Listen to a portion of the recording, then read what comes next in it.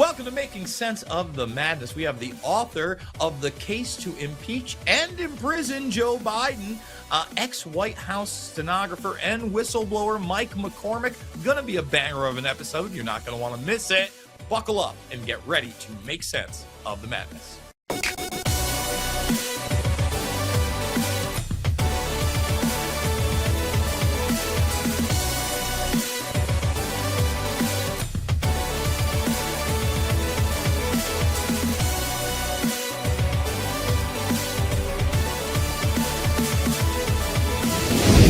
We are back. We are now joined by Mike McCormick. Now, Mike, we've had you on the program before. We had you on before the book was released, so there were a few things that were kind of teasing.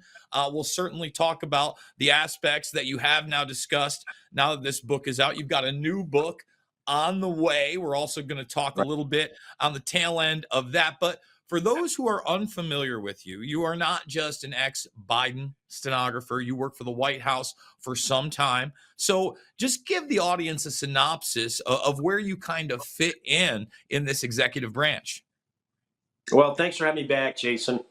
So my job with the Biden White House, I was a White House press office stenographer assigned specifically to Joe Biden from 2011 to 2017. He left in January 2017. But I had worked there for President Bush from 2002 to, I worked there for a period of time, 2002 to 2007, President Bush. Left, came back for Obama and a little bit of Trump from 2010 to 2018. So I worked for three presidents. I worked for Bush, Obama, and Trump. And then it turns out the fourth person I worked for became President Joe Biden. I wrote my book, The Case to Impeach and Imprison Joe Biden, because I don't think he was elected legally. I don't think he was actually ever a president. And based on the crimes that I found in the Hunter Biden laptop, which I was given a copy of early on in the process by Marco Polo, Garrett Ziegler, their anti-corruption nonprofit, I was able to look through there and find out what Joe Biden really did, what he was talking about with Hunter and Devin Archer and all these people, and the cover-up that was going on in the Obama White House at the time.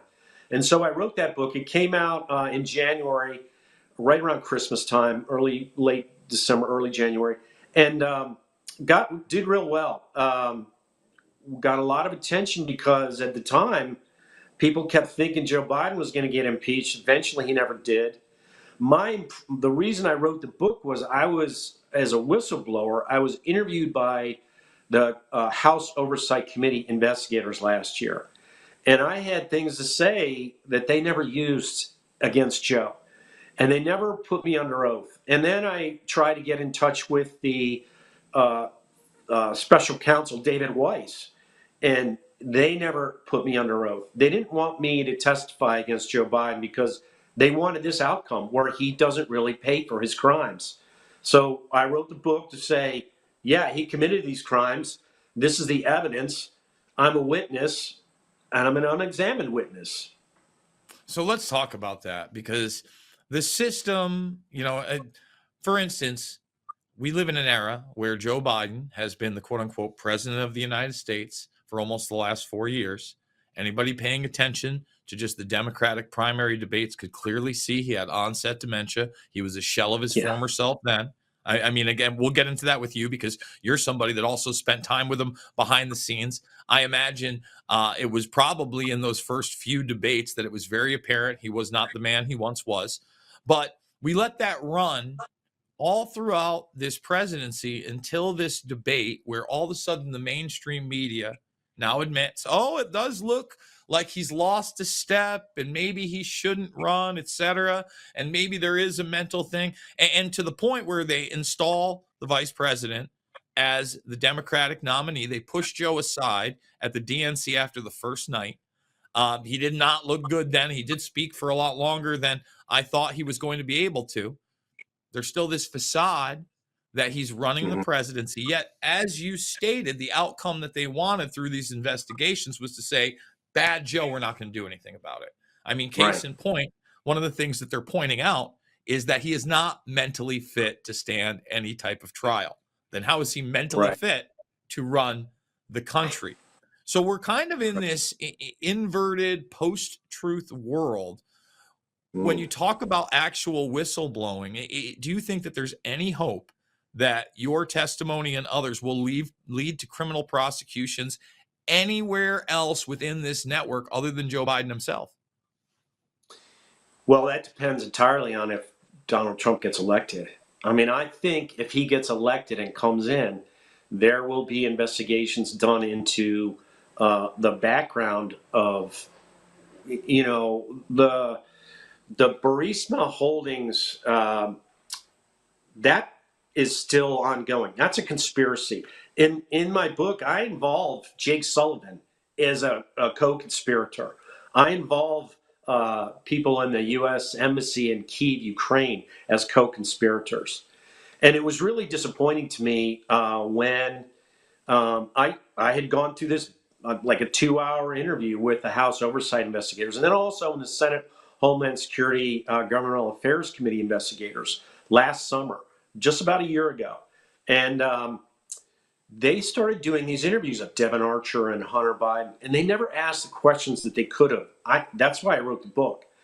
And those questions I don't think they asked because they led to high profile, a really broad swath of corruption.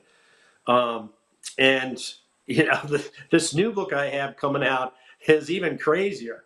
That thing will take down a whole swath of Obama administration people and deep state activity. Um, Getting just briefly to Joe Biden's diminished mental capacity. So I got a little bit of. I wrote a book in 2020 in March as all those lockdowns hit called Joe Biden Authorized in the 2020 Crack. That one right behind me. And I self-published it. It didn't get any notice because of everyone was just focused on COVID.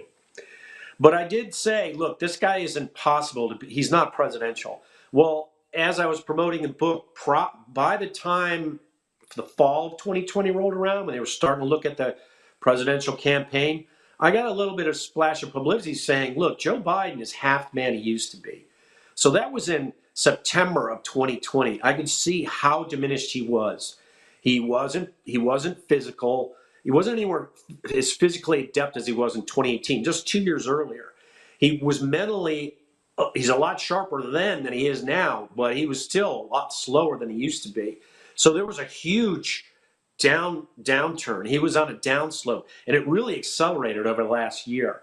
And I thought that because he had this cadre of operatives around him, and he was out there saying, I'm not leaving until God tells me to. I thought that he was going to bluff his way into a presidential run. And they took him out. They got rid of him. And now he's, like you said, will he face jail time? No, he's got that get out of jail free card because he's old and infirm. But he can. The stuff that I found that he's guilty of, that it has co-conspirators involved, the statute of limitations is still operative on it. And it all happened when he was vice president, so he can't use presidential immunity as an excuse. Hunter Biden is going to go on trial in a couple weeks out in Los Angeles. The U.S. attorney from Delaware, who became the special counsel, David Weiss, he had put him on trial in June for a gun charge, and Hunter Biden was found guilty. And I attended that trial, and my whole reason for going up there was I knew they would have a post-trial press conference. I attended the press conference, and I said, why won't you let me testify in front of your special counsel grand jury? I have evidence that Joe Biden conducted crimes in Air Force Two. And I yelled it out to them, and they ran out of the room. Later that morning, I was sitting out in front of the building, and one of the prosecutors came out, a guy named Leo Wise. And I literally chased him down the street saying, Leo, and I'd sent him a copy of my Joe Biden unauthorized, Joe Biden, and the case to impeach and imprison Joe Biden. I sent it to his office saying, there's evidence in here that Joe Biden is part of this case. He ran away from me, and I'm saying, Leo, you got to have me in front of the grand jury. He's like, I can't talk to you about the grand jury. I can't talk to you about the grand jury. I'm like, I've got evidence that Joe Biden committed crimes that I can present to your grand jury. You don't want evidence of Joe Biden's crimes? I can't talk to you about grand jury. And he ran off. So that's where they are. I mean, I at least got that chance to confront those two people. Why didn't you put me in front of your grand jury? They didn't. They've been covering for Joe Biden ever since. And to some extent, this House Oversight Committee process was also a cover-up.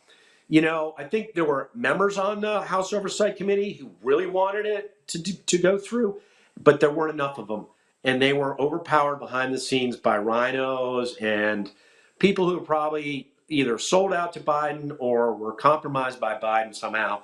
And they just said, yeah, we're just going to have it, just like you said, tap on the wrist and let him go. So that's kind of where we are now. We'll see more of how they look at Joe Biden and his presidency, this fake presidency that he has, as this Hunter Biden trial unravels. But it's really an interesting time because Joe Biden is twisting in the wind. This is a president without any power. The people that backed him in the government don't back him anymore. He's sitting on the beach. So what happens to him? What happens to America? And can he be criminally tried? Because suddenly, as he's no longer the president, he is still the president. He's no longer the headline of the presidency. So what does that mean for the league? Is the deep state going to move against Joe Biden? They potentially could. Or they could just stand back and let things occur. So we'll see what happens if Trump comes in. I really hope he does. It's going to come down to an all-out brawl for valid ballots to keep these illegal immigrants to keep the Democrats from using the excuse of illegal immigrant mail-in voters to flood the voting rolls with mail-in ballots that are illegal. But we'll see. I mean, I have high hopes that there's a lot of momentum out there. There's a lot of activism in Republicans on the Republican voter integrity side. Scott Prusser's out there signing up people in Pennsylvania. We'll see. I hope it works out. I got to feel like there's always a tipping point in the elections. I've been involved in a lot of them in the White House, and it usually comes around the middle of October. It doesn't seem like Kamala Harris has any momentum and has the ability to push the tipping point, whereas on the Trump side, it's pushing the tipping point. Well, let me say this, Mike.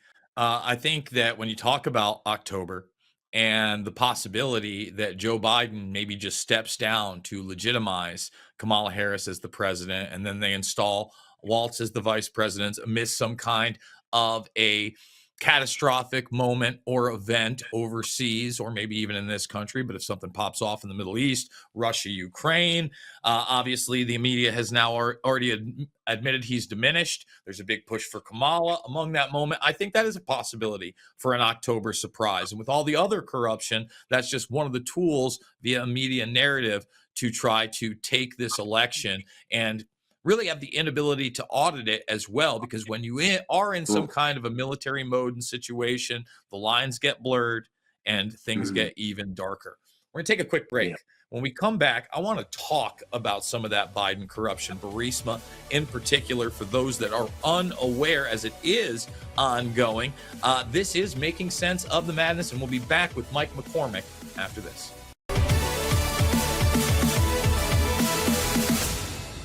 The world is about to shift. Banks are going cashless globally with the emergence of central bank digital currency, which will bring with it programmable money and the ability to turn on or off your purchasing power based on your digital social profile. It's like the equivalent of spyware in your bank account. You need to get out of the system with the world's safest and most precious assets, silver and gold. Call Kirk Elliott Precious Metals at 720-605-3900. That's 720-605-3900. Don't let them win. Patriot TV is committed to delivering the truth. America's new network for Patriots is growing fast, and we'd love you to join us as a member of Patriot TV. Your support makes it possible for us to continue to deliver unbiased reporting, thought-provoking discussions, and insights you won't find anywhere else. From in-depth interviews to behind-the-scenes footage, Patriot TV brings you closer to the voices shaping our nation's future. Whether it's political developments, cultural shifts, or global affairs, Patriot TV keeps you informed and empowered. As a member of Patriot TV, you'll get perks like personal invitations to exclusive Patriot TV events, where you can gather and network with like-minded Americans. We'll also host online events throughout the year with General Flynn, who's committed to host live Q&A webinars where callers like you can ask him questions and get real answers. Access to these events will be members only, so go to patriot.tv, click on Become a Member. It's fast and easy. We have a great membership option starting at just $9.99 a month, or save with our annual membership for only $99, or take advantage of the best value, the 2-year membership for just $159. Go to patriot.tv, click on Become a Member. It's fast and easy. Do your part to make sure the truth gets out to all patriots and help ensure future programming. Become a member today. Just go to patriot.tv, click on Become a Member, join today.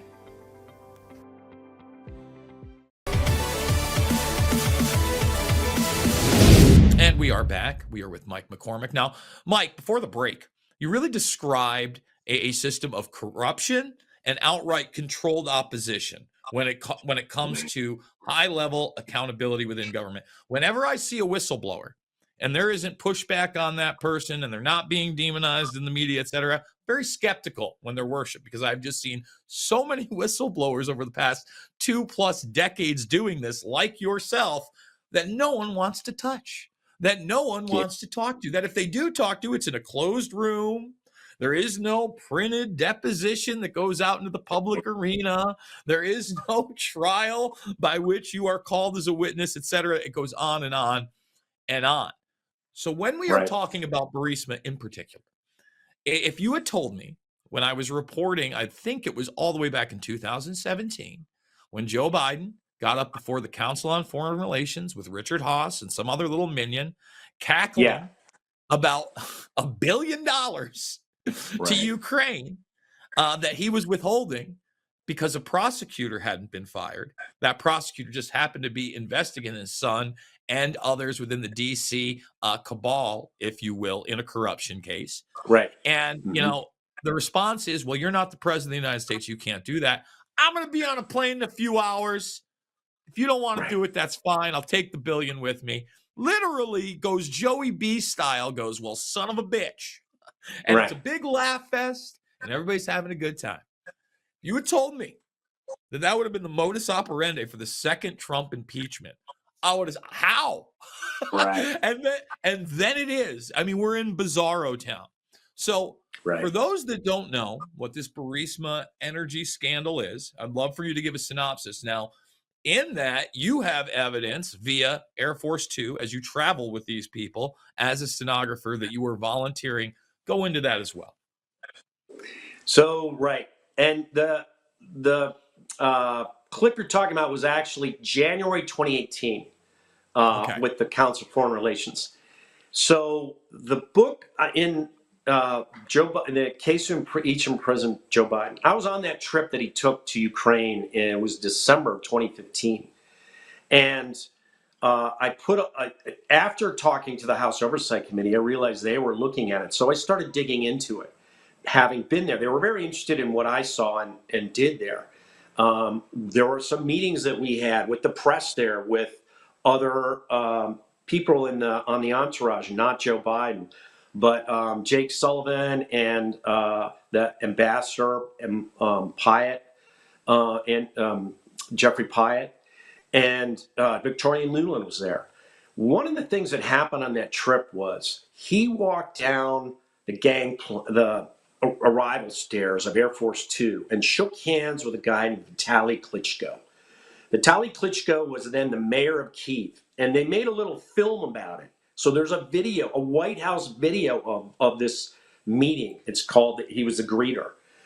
Vitaly Klitschko, is that of the Klitschko brothers, the famous boxers turned politicians? Obviously, right? That is correct. Not a lot of Vitaly. For those that don't know, the Klitschko brothers were bad mother effers for a very long time and got into the political arena, very anti-Putin at some point as well, almost a part of that Western propaganda machine when it comes to building a narrative surrounding Ukraine. Sorry to interrupt, but yes, continue. No, Good, because you know who he is. So he was a big part of the Maidan uprising. He was a background guy. So he gets elected to be the mayor of Kyiv in like 2014. So this is 2015. Joe shows up with this and greets him at the bottom of the stairs. Well, when he greets him, Vitaly Klitschko is on the board of a company called Burisma Geothermal. He's working directly with Hunter Biden. He's being paid by Burisma. And that's on a video. And just days before Joe took this trip, there was a Burisma board meeting in Dubai. And so this is one of the questions that the oversight committee guys didn't ask. They didn't ask Devin Archer, was Vitaly Klitschko there? Devin Archer, in his testimony, said, I was there, Hunter was there. Hunter talked to his dad on the phone during this meeting, and he was talking with them about his dad just to say hi and how's the weather. I mean, that's the lie they tell. But really, Hunter checked in with his dad right before he comes on this trip. If Vitaly Klitschko was at this board meeting, which I believe was the case, but no one's admitted it, then they would have told him, we want you to go to Ukraine and be the greeter for Joe. This is Joe working with Burisma directly to get rid of the prosecutor, Viktor Shokin. Because when Joe shows up in Ukraine on this trip, all the press, that video, that White House video was never shown in America. It was shown in Ukraine. It was for the Ukraine audience, news organizations, websites, all those things. He's shaking Vitaly Klitschko's hand. That tells the government, Poroshenko's government, hey, they knew Vitaly Klitschko was with Burisma. That was Joe telling him, hey, I'm here to do business for Burisma. And that's what he did. So he has his meetings with Poroshenko and Yatsenyuk, the prime minister. And that's when he lays down this threat right before we left. And so, yeah, he was working for Burisma. There's no question about it. If you read my book, it's absolutely laid out there. And that's why they never put me under oath, because they didn't want Joe Biden to be pulled into this, to be publicly guilty. And so they didn't. What do you think another aspect of your book that's, important, most people don't understand or even know about, because we have been shielded of so much of this corruption? Forget about the mainstream media, right? They've been running cover forever. But the truth of the matter is, I love the alternative media. I've been part of it for a very long time. A lot of times they echo the same talking points. You do these interviews all the time. I'm sure you're saying the same things again and again. I've been on those trains when I've released documentary films, etc. We try not to do that here. We try to expand on it. Sure, we need repetition of history when we can point to a video like that, the propaganda, etc. But what do you think an aspect of your book, again, that is important, will surprise people? Well, this is what surprised me was there's two parts of the book. There's the Burisma corruption, and then there's a whole part of it called Joe Biden's Alliance for Prosperity. So in 2014, in the spring of 2014, all these unaccompanied minor kids start showing up at the southern border. They don't know what to do with them. It becomes a crisis. So this is when they built the cages for kids along the southern border. 60,000 kids came across their southern border that summer. So Joe Biden's answer was to set up this thing called the Alliance for Prosperity, where they gave $1.5 billion in foreign assistance to 3 tiny countries: El Salvador, Honduras, and, the one's not Nicaragua, but it's another one down there. I can't remember right off the top of my head. I'll remember in a minute. So 3 tiny countries. And what happened was the guys from Honduras were smuggling drugs in the United States by the ton. And so Joe Biden set up he gave them $500 million to go to through this Alliance for Prosperity. The president of Honduras right then, his brother and he were smuggling cocaine with the Sinaloa cartel. Well, I wrote all this stuff in there, and people the reporters didn't want to report on it. No one really wanted to cover it. It was called Alliance for Prosperity. And they really dodged around it. Well, what I realized, the reason I'm writing my new book is part of that Alliance for Prosperity was pulling the Catholic Church into the trafficking of children and people, human trafficking along the southern border. That's what this invasion, this migrant invasion is, illegal immigrant invasion. The Pope Francis calls them migrants. He was just out last week saying, if you don't accept migrants in your country, you're a bad person or something like that. Well, Pope Francis, according to what I've seen, and the reason I saw it was I thought to myself at one point, I was watching somebody else's podcast, and they were talking about this overwhelming sense of evil.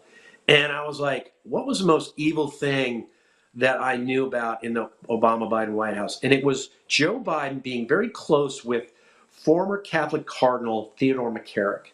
McCarrick was an abuser of children. He raped altar boys and seminarians. And he finally got thrown out of the priesthood in 2019. He was sort of found out in 2017.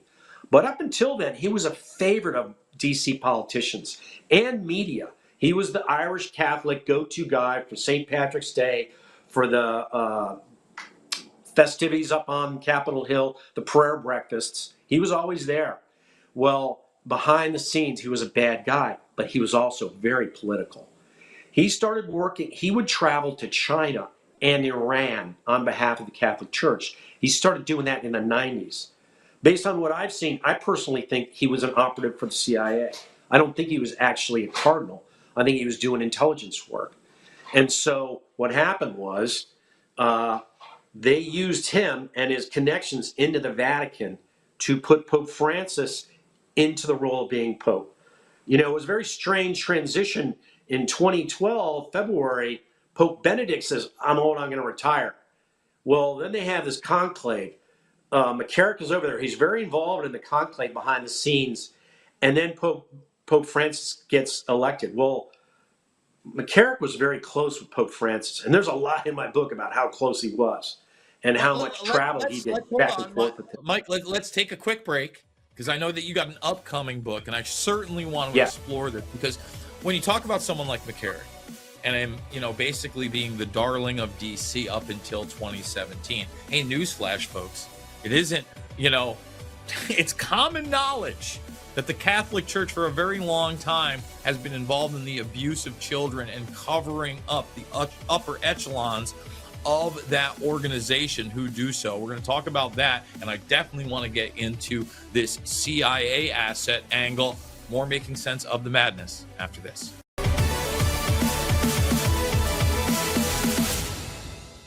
Former National Security Advisor Lieutenant General Michael Flynn pleaded guilty today for lying to the FBI. He was one of the most respected generals in the military. Every American needs this historical DVD keepsake. Flynn delivered the truth, whatever the cost. Hand signed by General Michael Flynn. Order now at the Patriot TV store. Use promo code PTV at checkout to get special savings. The Patriot TV store, a secure, hassle-free shopping experience. I don't know about you, but I have to have that cup of coffee in the morning. And Kingdom Cup is mold-free, it is pesticide-free, and it is organic. It's got this flavor that is delicious. You don't even have to put cream or sweetener in it. Why did we go with the bean form, the whole bean? Because ultimately the powder form is the one that gathers the most moisture. And that means the more potential mold development. This is actually organic, mold-free, certified. That's important because ultimately people drink coffee. It's cultural. And so we tried to meet the culture where it is and create a healthy alternative. Make the healthy choice for you and your family. Try mold-free, pesticide-free, and it's organic. Delicious Kingdom Cup coffee. And it's available now at the Patriot TV store. Go to patriot.tv and click on store. You'll find Kingdom Cup coffee in the health and wellness section. Order Kingdom Cup coffee at the Patriot TV store now. So, Mike, before we get into everything you just hit on, I mean, you just talked, first of all, Pope Benedict. does a very short stint there. Now, I'm not stumping for Pope Benedict at all. Dude looked like something out of, Star Wars, the Emperor. He had the Yeah. Nazi youth background, etc. I think it was only a couple years that he was in there. Maybe it certainly wasn't 5. I know that it was pretty short for a pope. Then you get. I think it was about. I think it was about 6. I think it was 2006 to 2012, and he was very conservative. So the Obama people didn't like him. He was pushing back on a lot of their liberal ideas, and there's basically been a battle in the background of the church between liberal theology and very conservative theology. Pope Francis is very liberal. Well, that's where I was getting to. Now, when Pope Francis comes into the mix, he's riding motorcycles. He's got leather jacket. This ain't your daddy's pope, right? This is the new cool pope that they sell you on. Now, at the same time, obviously, they haven't cleaned up this system. A lot of people out there, I've been doing this a very long time. Everybody loves to talk about groups, right? This group runs this group runs that. The Vatican always comes up. Now, the Vatican, you could argue, did pioneer some of the same intelligence tools via information, et cetera, that we utilize today. I would also argue, I would also argue that when you're talking about child trafficking and abuse, the Catholic Church has absolutely been notorious with this.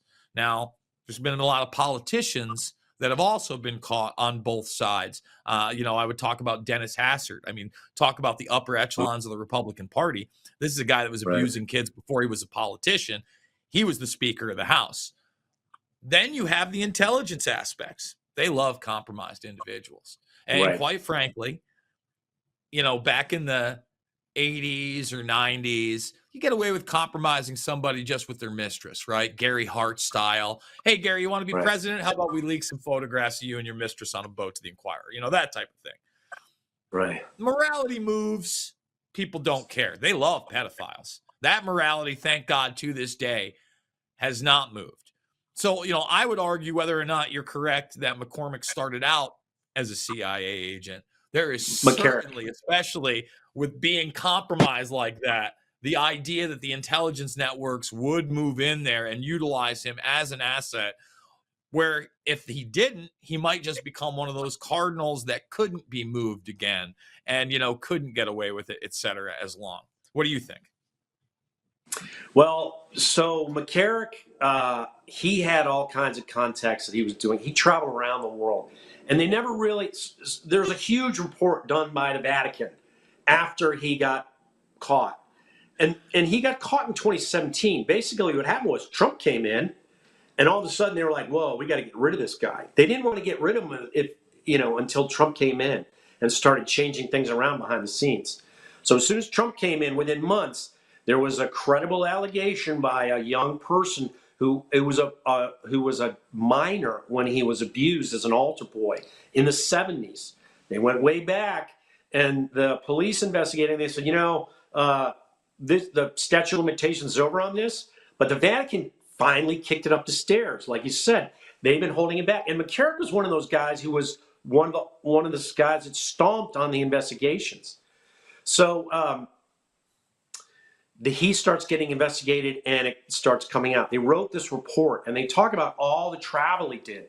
And the Vatican is like, we didn't tell him to do this travel. He wasn't really traveling for us. He was traveling to the State Department.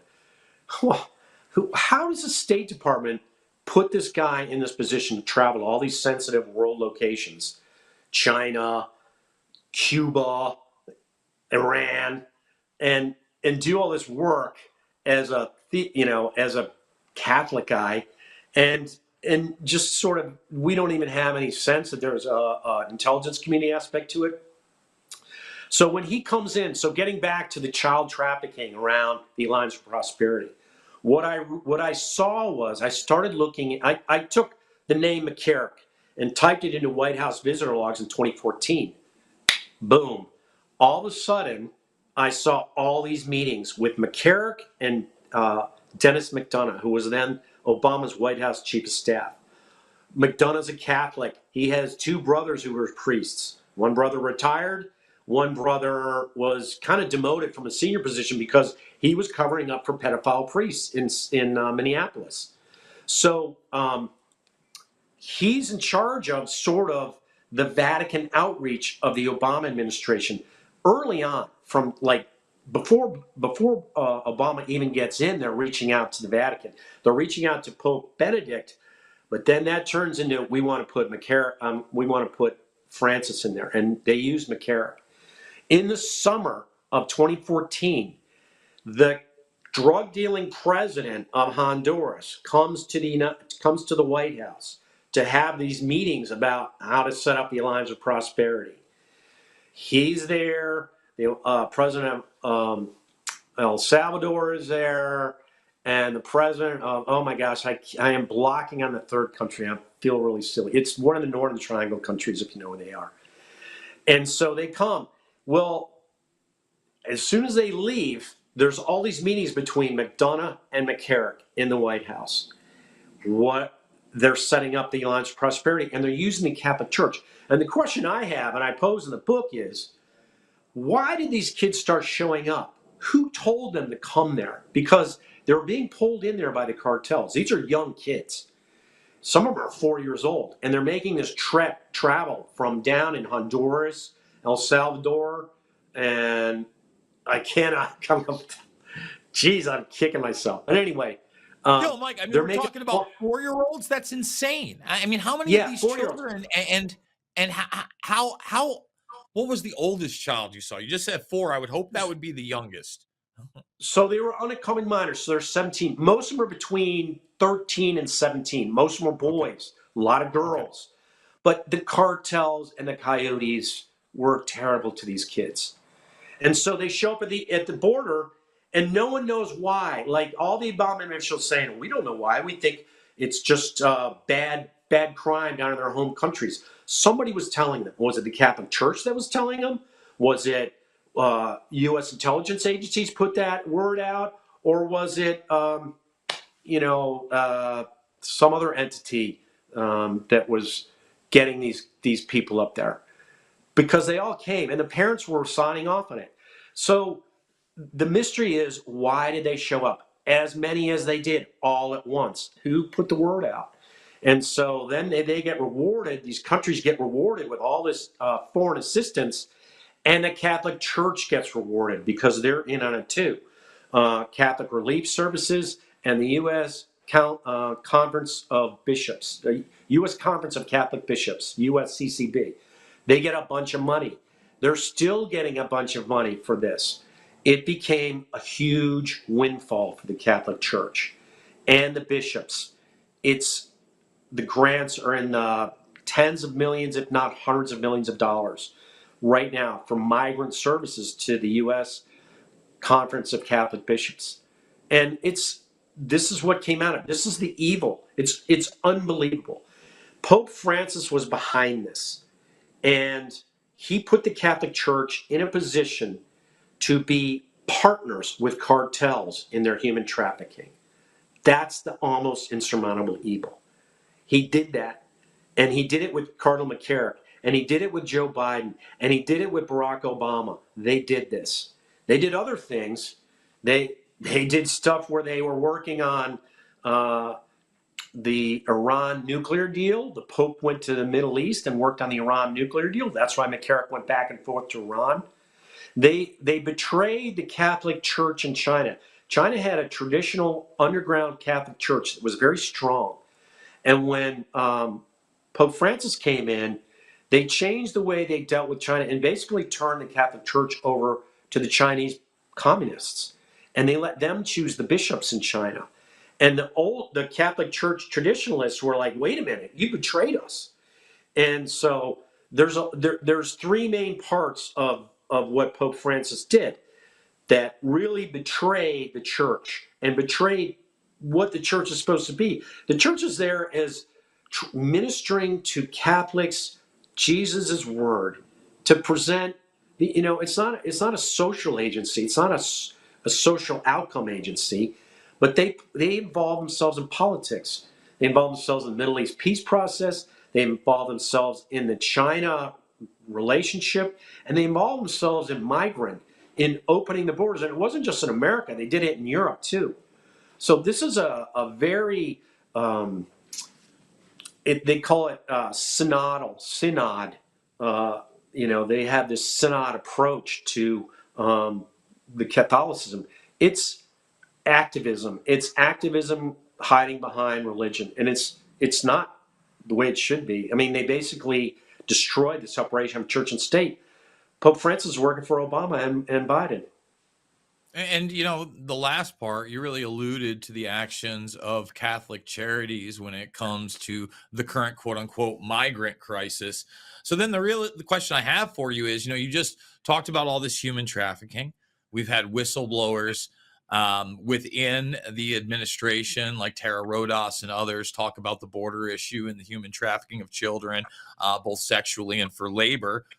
We're not seeing any type of criminal investigations or prosecutions. All we're hearing are rhetoric and talking points from one side about how they need to fix the border in a bipartisan manner. And even on the other side with Trump, although he is talking about these horrific acts, I don't see any criminal accountability within any administrations or organizations, right? There's not even any chatter about that. The talking point is we're going to have the biggest mass deportation we've ever seen. Fine. Where's the criminal accountability? Is there any hope in this, especially with the level of corruption that you've seen in the Catholic Church? Well, I don't know how the Catholic Church polices itself, but our country has to start honoring its laws. And there has to be a mass deportation. There's an estimate, I think Border Patrol or Customs and Border Patrol came out, 300,000 kids since 2014, since that first group came in, have come in here and they get these, they get like a court date, and then they get released to like a guardian, and no one knows who the guardians are. They're not really searched. 300,000 kids since 2014 have just vanished. They didn't come back for their court dates. Where did they go? What happened to them? 300,000 kids just came to America and were spirited away by somebody to do something somewhere. And it's a dark blot on our history. And it was put there by the Catholic Church, Pope Francis, by the drug cartels, and by Joe Biden and Barack Obama. And we've got to get to the bottom of it. It's horrific. It is an almost insurmountable evil. We'll get to the bottom of it by shining sunlight on it, but that's the only way. The Case to Impeach and Imprison Joe Biden is the book. We're going to take one final break. We'll be back with Mike McCormick and more Making Sense of the Madness after this. Did you know that thousands of authors across the country have written books and published them with Page Publishing? If you've written a book, Page Publishing can help you through the process. We cut through the confusion of the publishing world to make it easy for you. If we decide to publish your book, your work ends and ours begins. From copy editing and proofing to typesetting and book cover art, we get you printed, distributed, and sold on Amazon, Apple iTunes, and in bookstores across the country. We'll even help you promote your book. That's right, we do all this for you. Biography, self-help, mystery, novels, sci-fi, even a children's book. No matter what genre, Page Publishing can bring your book to life. Call today for your free author submission kit and find out how you can be the next published author at Page Publishing. Call for your free author submission kit at 855-993-2114. That's 855-993-2114. Throughout history, the spirit of patriotism has prevailed. The battles may have changed, but the values remain the same. Today, in 2024, we find ourselves at a pivotal moment where the call for unity, freedom, and a better future echoes louder than ever. For more than 10 years, Patriot Mobile has been committed to supporting the values that make our nation great. With affordable plans and reliable nationwide coverage, Patriot Mobile is not just a wireless service. It's a call to action for those who believe in the American dream. Because this year is not just any year, It's the most important year since our nation's founding. Choose a wireless carrier that shares your values. Choose Patriot Mobile.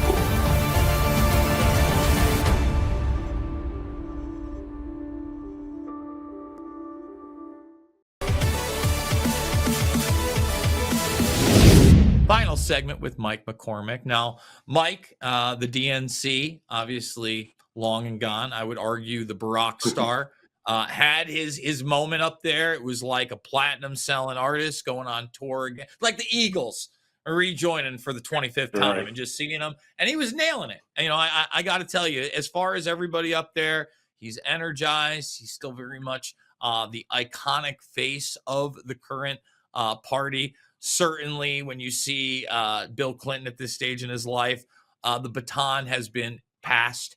You were there when you had this you saw this relationship between Joe Biden, who was, senior gangster level politician that had been working with the executive branch of the DC ghouls for a very long time. A lot of people forget Delaware is there for a reason. It's called money laundering. So, the corporate aspect as well. Barack's obviously coming to his own. 8 years in the White House, on the periphery during the Trump presidency. And many believe running the country, at least as a proxy, as Michael Flynn says, during this administration, moving over to D.C. In your opinion, first of all, what was their personal relationship that you witnessed like? And then into the political relationship, and how much validity do you give those who believe that in a lot of ways he was running the country the last 4 years? I've been arguing for a while now that it was Biden who was more the puppeteer than the puppet these last 4 years. I mean, I've seen Joe Biden behind the scenes work his way up from, he wasn't very well known as vice president. As a senator, when he ran for president in 2008, he bombed out within weeks of the first primary, and Obama took over. But he worked his way into the White House as a vice president, and he got all the choice assignments. And that always kind of puzzled me. How is Joe Biden getting these choice assignments? He got the choice assignments for the Alliance for Prosperity. Why did Joe Biden do that? Why didn't Barack Obama do more? And I feel, well, I've said this and I say this in my new book. I think that Joe Biden had leverage on Barack Obama. I think he knew things about his private life. I think Barack Obama had gay relationships, and that Joe Biden knew that. And he used that as leverage when he was, quote unquote, the last guy in the room to say, Barack, I want this assignment. So he got the assignment to Iran or to Iraq. He got the assignment to be the Asia pivot guy. He got the Alliance for Prosperity assignment. He got the gun control assignment. Why did he get all those choice assignments? I think because he had that leverage. Why do I say that about Barack Obama? When we were stenographers, we had people in our office who were dating people in the inner circle of the Obama group. And we had a guy in our office who very early on, when I first started working with Joe Biden, he was the guy who was the vice president stenographer before me. And he started dating Michelle Obama's designer, the woman who picked out all her outfits. And he would go on dates with her to the White House, to these big functions. So one night he came back from Michelle Obama, one day early in the morning, he came into the office. The night before he'd been at Michelle Obama's birthday party, he met Paul McCartney and all these luminaries. And I was like, hey, how was it? He was like, oh yeah, I got to meet these guys. And I said, so it was pretty cool. He goes, you know what? It was all so fake. I was like, what do you mean? He goes, it's all so fake. And I was like, what do you mean? It's like, it's a corporate marriage? He goes, yeah, it's a corporate marriage. So he was talking about the Obamas. And, in D.C., I've been in the White House at that point for several years. You hear about the corporate marriage, sort of the show relationships that are in politics around D.C. And so that wasn't a big deal to me. But I started looking at how Barack Obama handled himself after that. And he was very particular about where his wife and children were when he went to Chicago. He would go to Chicago for a lot of weekends in 2011, 2012, because that's where his campaign office was. He'd stay at their house. They had a house in Chicago, but his wife and kids would never go home with them. I noticed that. We got the Air Force One passenger manifest in our office. And I noticed that, and I was like, how come he's going home, but he doesn't take Michelle and the kids with him? That's their house too. That's their neighborhood. Why don't they go back there? And it was strange to me. And it was noted in the press. There was a press guy who asked about it once in a background briefing. And he said, what do you do when you come to Chicago? And Obama looked at, and I was cued in on this. I was in the room. It was kind of an odd coincidence that I was in the room for that. And this Obama looked at me and goes, oh, we just drive around the old neighborhood and look at the houses. Well, that's not what presidents do. Presidents go in a motorcade point to point as fast as they can. They don't drive around. So it was a deflection answer. He did not want to answer this guy's question. And this guy, his name is Mark Silva. He was from, I think, the Chicago Sun-Times. He was a Chicago reporter. He wanted to know for Chicago editors, what is Obama doing when he comes back here? And he wouldn't answer.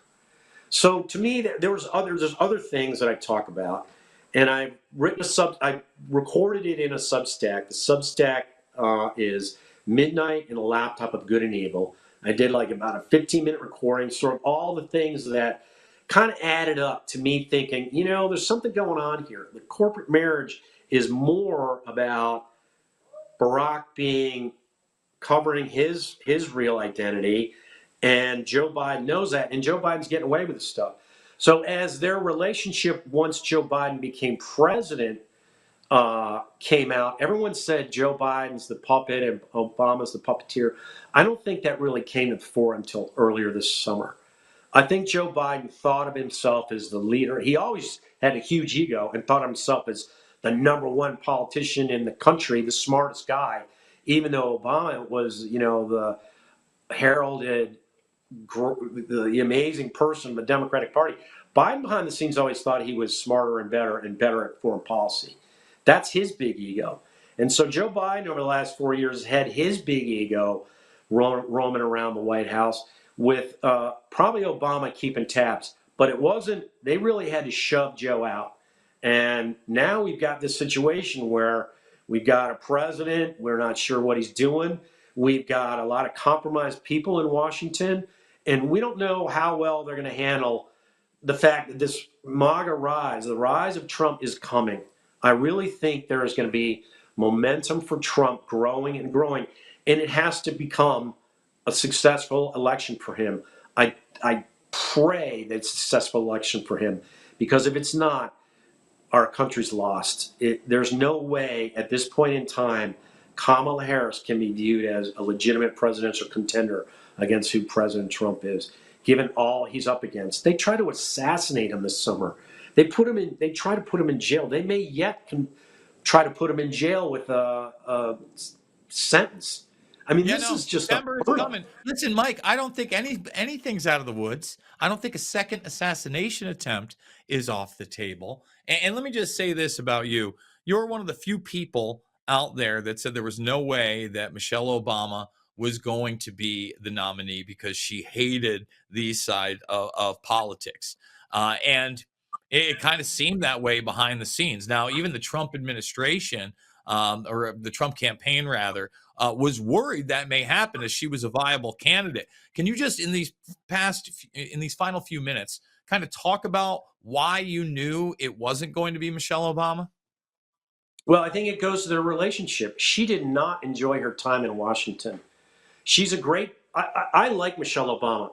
Beautiful woman, loving mother, dedicated political wife. I travel with her a couple times. I write about her in the new book a little bit. But she didn't enjoy being this sort of beard. I mean, that's not a fun thing to do. She didn't want to go back to that. So she wasn't going to come back to the White House and all the junk she had to do in D.C. She wanted to get out. She'd raise her kids. They're beautiful young girls. And she wanted to, have a life without all the political BS. So that's what she's done. I knew she wasn't going to come back.